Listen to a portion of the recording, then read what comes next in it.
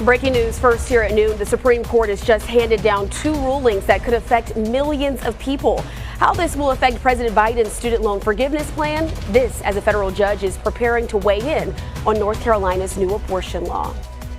Thanks for being with us this afternoon. We want to start now with that Supreme Court news. It's handed down the Biden administration a pretty striking blow, taking down student loan forgiveness. Now, this is one of two landmark decisions that were handed down on the last day of its session. The other deals with free speech. Bree Jackson is there in Washington with the details on what those justices decided today. In a 6-3 decision, the Supreme Court blocked President Biden's plan to forgive up to $20,000 in student loans.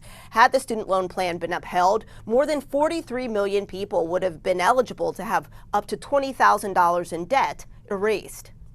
The program has been on hold since last August when a group of Republican-led states sued the Biden administration. They said the executive branch does not have the authority to broadly wipe out debt. Challengers said only Congress has the power to create laws to do so. The Biden administration had argued it was acting within the law. The High Court disagreed. In the other ruling, the justices sided with Lori Smith's argument that she is protected by the First Amendment from being forced to express messages through her work that she is against. She challenged Colorado's public accommodations law, which prohibits discrimination.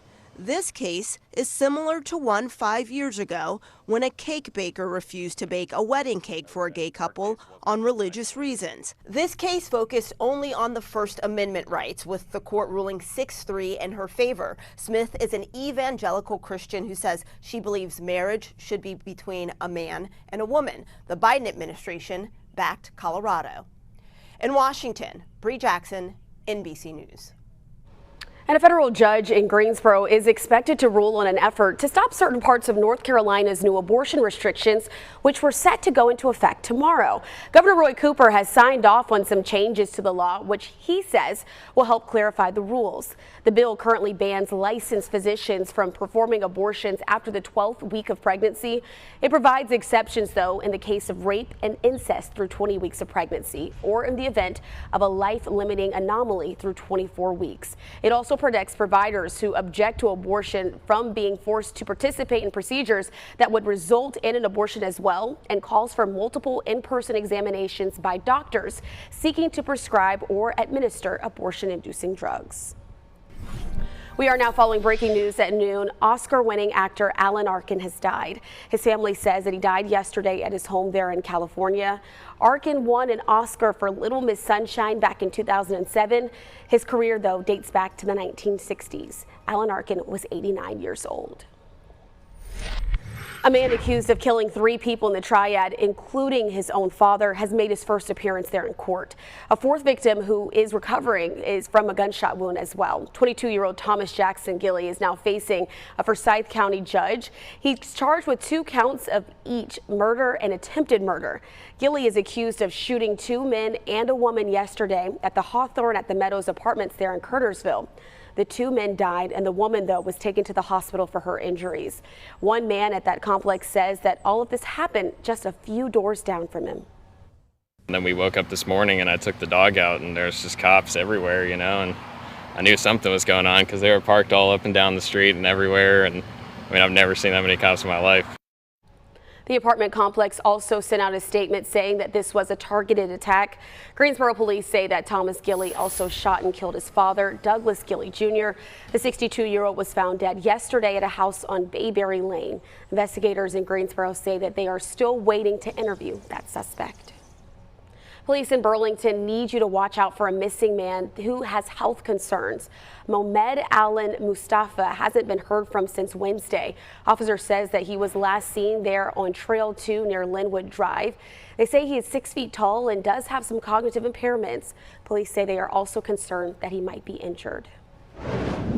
All right, let's take a look outside now as we take a look over Blues Lake there. It's kind of hard to miss that haze, but it does seem like people are still getting out, trying to have a little bit of fun there on the lake before the big holiday weekend. But of course, the big story still being air quality as we're waiting to see how this is going to affect us going into the weekend. Jacqueline, those Canadian wildfires are still burning and bringing those air quality concerns to our area. Yeah, you know, our air quality is slightly better than it was yesterday, but we are still unhealthy for sensitive groups. So if you are in that category, if you've got kids or older family members, asthma, or any other lung or heart conditions, you need to limit time outside as much as possible as we go through the day today.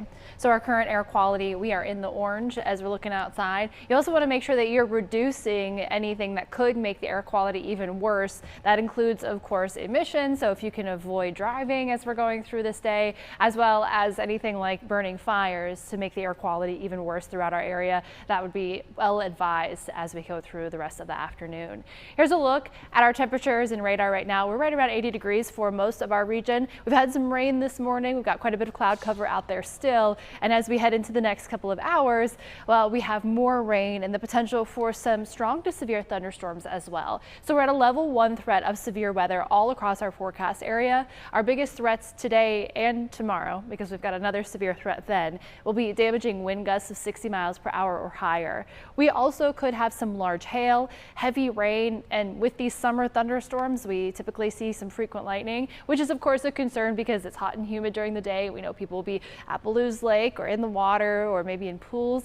You need to make sure you're staying weather aware because lightning can be deadly. So you want to make sure that you're listening for thunder, keeping an eye on radar. Here's a look at what we're expecting timing wise. Over the next couple of hours, we watch those shower and storm chances increase. Around that dinner time frame is when we're looking at the highest intensity. We'll talk more about the timing for the day today and into your weekend coming up. All right, thank you for those updates, Jacqueline. Well, in less than 12 hours, North Carolina will have a new set of laws to follow. This as several controversial ones are going into effect tomorrow. Among them are allowing certain employees of law enforcement agencies to carry concealed weapons in some law enforcement or correctional facilities. This would apply to current permit holders who are not sworn officers themselves. The law also creates a statewide firearms safe storage awareness initiative to help educate the public. And it would become illegal to hold shark fishing tournaments there and some coastal communities during the peak tourism season. This affects Carolina, Caswell, Holden, Cure, Ocean Isle, and Sunset beaches, along with Oak Island and Bald Head Island. The ban applies from May until October 31st. Today, the Colfax Fire Department is officially disbanding. It has served the community there for over 65 years. The Kerrsville Fire Department will take over services there in that area. We've been told that the Colfax Fire Department made the decision to disband in part over lack of volunteers. Current employees will now work for the Kernersville Fire Department, and the Colfax station, though, will remain open. A transition ceremony is scheduled to take place a little later this afternoon.